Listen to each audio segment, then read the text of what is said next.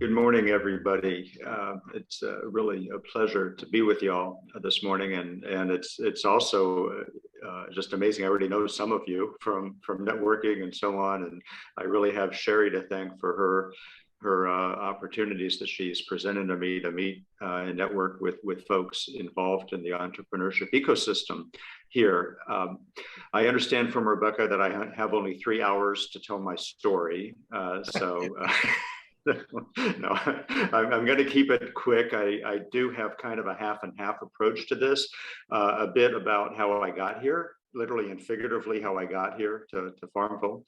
And then I have boiled this down to 10 lessons learned along my entrepreneurial journey, 5 of which I'll call kind of negative lessons or the tough lessons, and 5 more on the positive side. So hopefully I'll get to that. Happy to answer any questions during or at the end. And also happy to engage with any or all of you after this is over. I know we only have 30 minutes, all kidding aside, about 3 hours. And I'm happy to give you my email address. I'll give it now and I'll give it at the end. It's my name, Rhett.Weiss@gmail.com. So my journey, but let me back up a step and just say I'm a Virginia native, but I'm new to Farmville. I have some family history here that has brought me here after an entrepreneurial journey that has taken me literally around the world. In terms of my education, undergraduate degree in management, majoring in finance from Tulane University in New Orleans. My law degree is from William & Mary here in Virginia. And then 10 years after I got a law degree, I went through an executive graduate business program at Georgetown University for people working full-time and trying to pick up education along the way. And so I was practicing law in DC and going through this Georgetown program Friday nights and weekends for what seemed like forever. So got through it. Professionally, I've been a business executive, places like Google and Amazon. As I mentioned, I'm a lawyer. I have 3 law licenses. I also have a real estate license in Virginia. I am an inventor. I invented a kind of software that helps business decision making, and I'll explain why that matters in my entrepreneurial journey in a moment. And I also I like doing different stuff. I'm a lifelong learner. The previous owners of this house left an old piece of furniture behind, so I've been restoring it. I've never really restored a piece of furniture before, but what the heck? Figure out how to refinish an old piece of furniture. So that's just kind of the way I work and the way I operate. I see something and I say, yeah, I think I could do that. At least I can try to do that. In terms of my journey, started literally as a kid, like a lot of you and others, delivered newspapers, trying to sell greeting cards, all those odds and ends. When I was in junior high school, this is really where the inflection point happened. I started a business. I was in junior high school, and the business was bulk mailing. Nothing sexy. This is well before the internet. This is when people really relied on snail mail and getting hard copies of stuff in the mail, newsletters, whatever the mail is, books, magazines, and so on.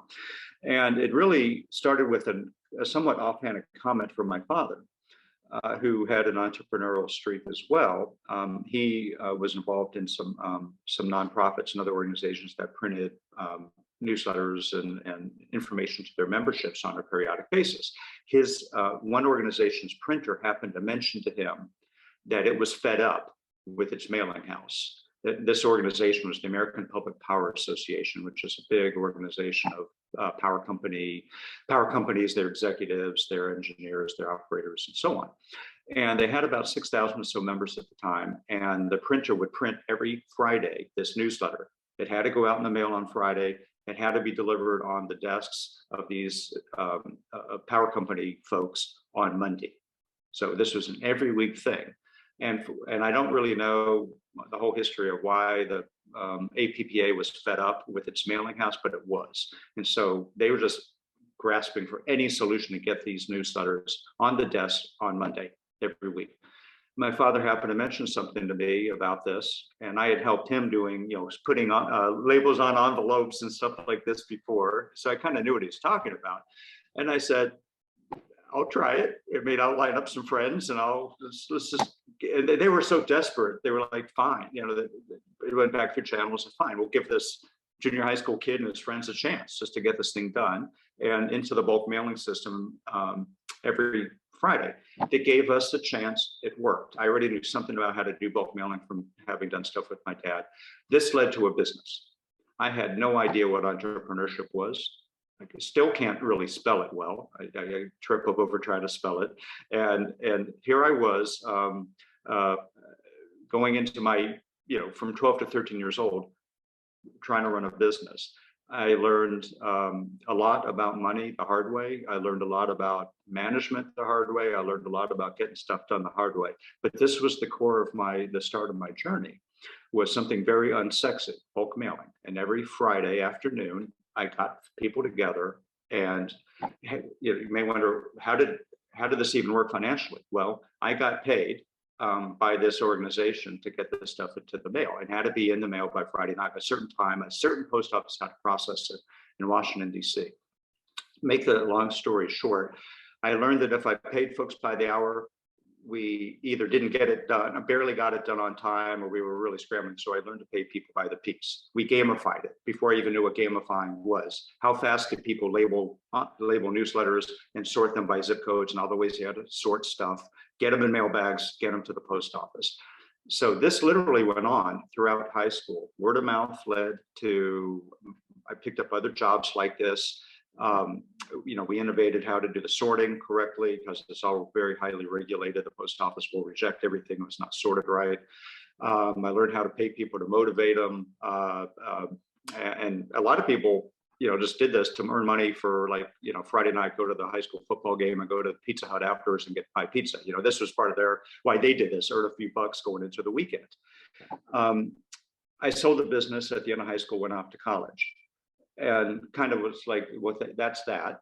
Well, it wasn't that. Throughout my career, I've just been opportunistic. I went into the practice law in a rural town in Virginia, Front Royal, and in the northern Shenandoah Valley. And clients or others with whom I'd meet would say, you know, we're thinking about starting this or doing that. And while practicing law, I helped to co-found a real estate development firm. I co-founded a commercial bank.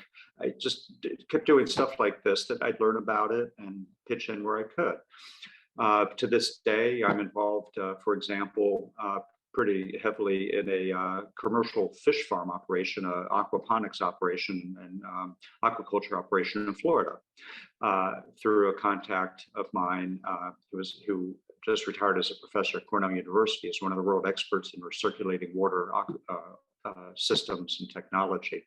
He and I go back 20 some years. It actually goes back to when I was practicing law, and he was in a startup, and he guaranteed a loan, and the other people involved in the startup basically screwed up and looked like it was going to leave him holding the bag on this guarantee on a loan, and I got him out of it. There were some legit reasons why he shouldn't have to cough it up, if you will, and pay that loan. Anyway, that led to one thing led to the other. And I literally, to this day, yesterday I was working on a pitch deck to pitch something to Purdue Farms. Even though that's in the chicken business or in the fish business, there's an interesting intersection in these two lines of business. If you had asked me, would I be doing this, you know, 10, 20, even a few years ago, I would have said no. I know nothing about the fish business, and I know even less about the chicken business. But here I am doing stuff like this. So let me fill in a few blanks there. One of my other big inflection points in my journey was that I had gone from the small practice of law to a very large global law firm. I developed an expertise in helping companies where to do business and at what scale, literally which location they should be in to do business, and how many of those locations, if it's a merger and acquisition, should they keep both headquarters or get rid of one, get rid of both and build a new one, a third one, and where should their next factory be?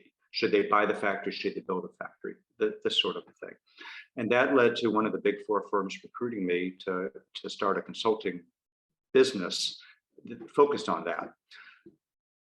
I had an idea, even though I'm not a computer scientist, there's got to be a technological way to help compare these decision choices and really compare them apples to apples when you're comparing Farmville to France or Richmond to Los Angeles, these sorts of combinations. And so I set out to develop a kind of software that helped compare all these choices. And when the governor of one state says, we'll pay you $1 million to come here, and another state says, but we'll pay you $100 per job you create, how do you compare all this?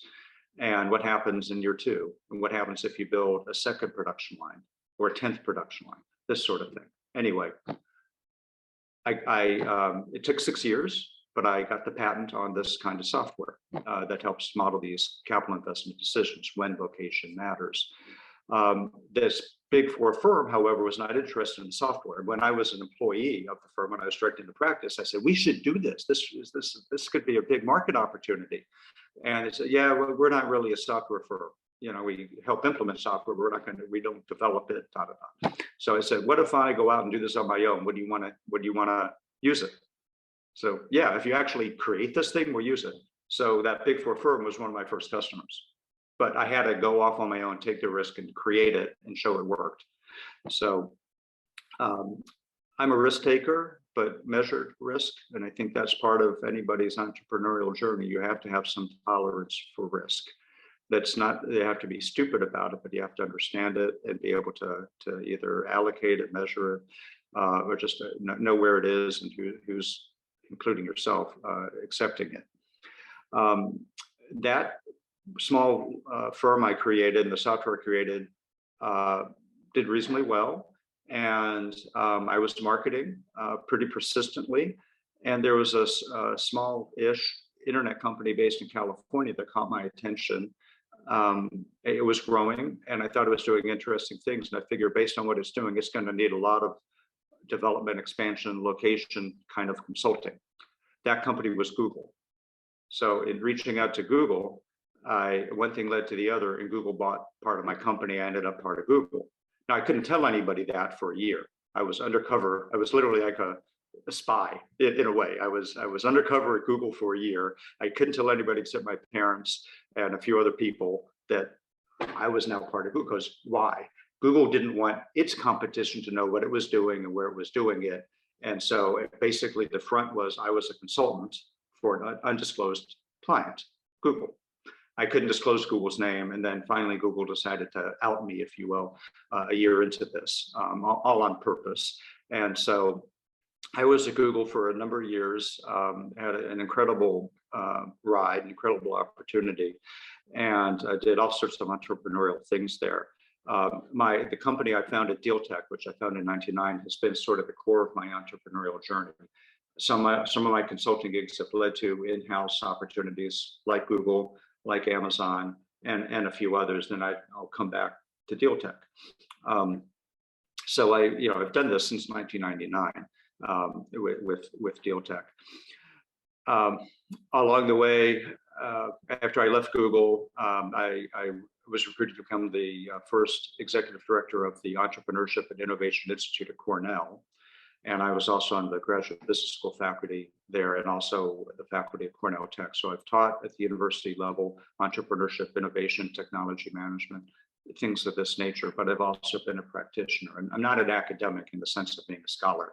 I've been an academic in the sense of found my way in academia and was the person that academics tend to hate because, I've actually gotten dirty in the trenches doing stuff. So, but we get along just fine, and we respect each other for what we bring to the table.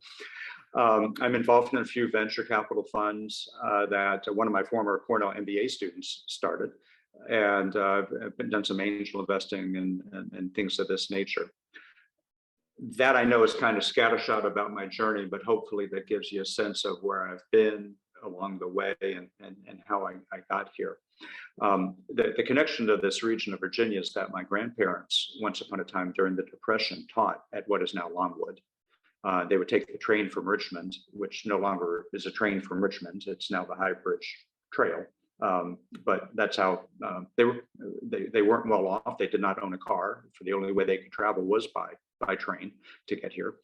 And anyway, I'll skip sort of the rest of the family part of it, but it's a nice story about how my grandparents' legacy has now brought me to this area. I fell in love with it and didn't want to leave. Is the best way to put it. To wrap it up, some lessons I've learned along the way. One, the first is to expect no, the word no, quite often in your entrepreneurial pursuits, including from friends and family. Expect the interest or support that folks say that they will give to be less broad, less deep, and less reliable than you might otherwise think. You need to learn to turn no or maybe, which is really a slow no, into yes or move on. Entrepreneurs can't afford just to churn on the same one sale or same one opportunity. Second lesson learned is startup effort will be harder. It will be and take more money and it'll take more support than you think, even if you feel like you're an expert in the subject. Third, money, this may seem obvious, but it's like a law of nature. Money is spent faster and more easily than it is earned. And it is an especially sharp point in an entrepreneurial pursuit. Fourth, unfortunately, your idea will not be as great, new, or different to many or most people as it may be to you. Okay, so that great idea may not be so great when you share it with somebody else. And I can give you a recent example here. I met somebody, a local area entrepreneur, who he and his co-founders have an interesting idea to do something on kind of a hybrid online live approach for something that typically is all live. I happen to, one of the people that helped code my software and headed up that technology team happens to be interested in that particular field. He's a technologist as well as a practitioner in that field. And so I ran it by him. Very first thing out of his mouth, oh, is this XYZ company? No, it wasn't XYZ company, but it sure looked like XYZ company. These co-founders do have an interesting idea, but yes, somebody else is already doing it. We're doing something a lot like it. And these speakers, this happens all the time, that you get focused on what you're doing and somebody else may be already doing it. No, so then the question becomes, what are the differentiators? The fifth lesson learned is that money, unfortunately, money, business, friends and family don't mix well. You got to really think long and hard about involving money in a relationship that is already a family relationship or a friend relationship or whatever. Sometimes it works out, oftentimes it gets sideways. Now, on the positive side, some of my positive lessons learned are the best way to raise money is to sell stuff. Just go sell stuff. Just make money by actually selling something that somebody wants instead of begging, borrowing, trying to get a loan, trying to raise venture capital, angel investment. Many of us have done it, try to do it, but it's a whole lot easier, if possible, just to sell stuff. Seventh lesson learned is you build trust and credibility by doing the little things correctly and reliably. Like if you say to somebody, I'll send you an email about this, or I'll follow up tomorrow, then follow up tomorrow. Send that email. Just the little things really matter, because otherwise, you're a little fish in a big pond with a lot of sharks, and it's easy to get destroyed in startup world. So the little things really matter, and that's what helps you build trust and credibility, and you build from there. Next, my eighth lesson learned is to know your customer. Experiment with your customers, know their needs, know their markets, know their substitutes. What are they doing now? And why should they switch to what you're suggesting? Know the competition. The example I just gave you, this great idea already has competition. That doesn't mean don't do your idea. Just understand what your competition is doing and why are they doing it their way. Ninth, is as independent, fiercely independent as I am, is something I've had to learn, is to build a strong mentor network, build a strong advisor network, a strong advisor team, lawyers, accountants, technologists, whomever you need. Build a strong operations or management team. That doesn't mean it all has to be in-house. You can hire a CFO by the hour or whatever. You don't have to have everybody literally as an employee, but build strong teams. You can't do it alone. And then finally, at least in my case, in terms of a positive lesson learned, the rewards, the value that comes from all of this effort is in pursuing your passions and in pursuing your interests. It's in solving problems that matter to people. It's meeting their needs. It's not about the money. If you chase the money, if it's all about just chasing money, you're not going to catch it. There's always more money out there. There's always somebody else has a higher score than you do with the money part of it. That's not why anyone should be doing this, in my view. If you're doing it for the money, you're doing it for the wrong reasons. You should be doing it because you're passionate about it and you've come across a problem that needs to be solved or a need that needs to be met.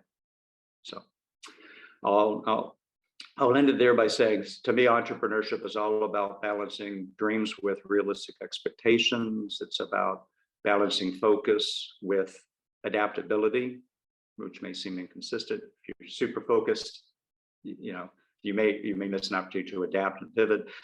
And thirdly, it's about balancing your resources, including effort, including time, with opportunity.